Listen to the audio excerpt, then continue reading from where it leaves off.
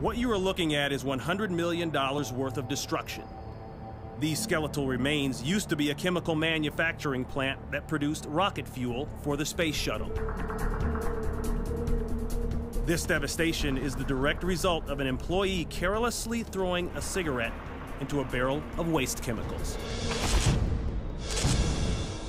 My God! Look at that flame spread, will you? Days earlier, a cameraman captures this fire that has erupted. Dennis! That's intense. PepCon was built in the middle of the desert in Henderson, Nevada, because it produces ammonium perchlorate, a highly flammable and explosive chemical compound. I hope nobody's hurt. With every second that passes, the fire grows. Oh, somebody heard in that, Russ. What they don't know is that the inferno now threatens a storage area where 6 million pounds of the rocket fuel is held. If the chemicals exceed 716 degrees Fahrenheit, the entire area will combust. My God, look at that fire. The fire now reaches hundreds of feet into the air. They make a jet propellant. It's chemical. Really? The intensity of the fire increases exponentially.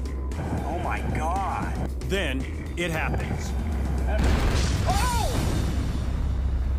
It's chemical. Really? In the town of Henderson, Nevada, a chemical fire has ignited at the rocket fuel manufacturing plant PepCon. Oh my God. Then the unforgettable. Boy, that destroyed everything.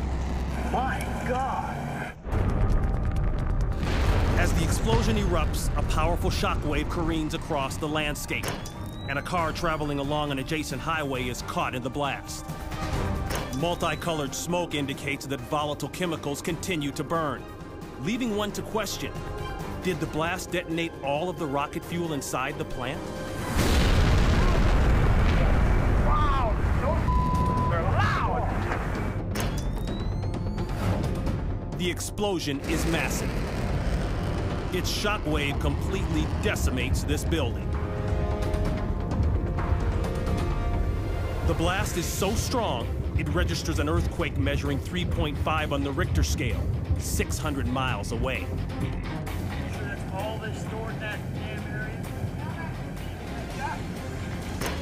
2 people were killed in the massive explosions.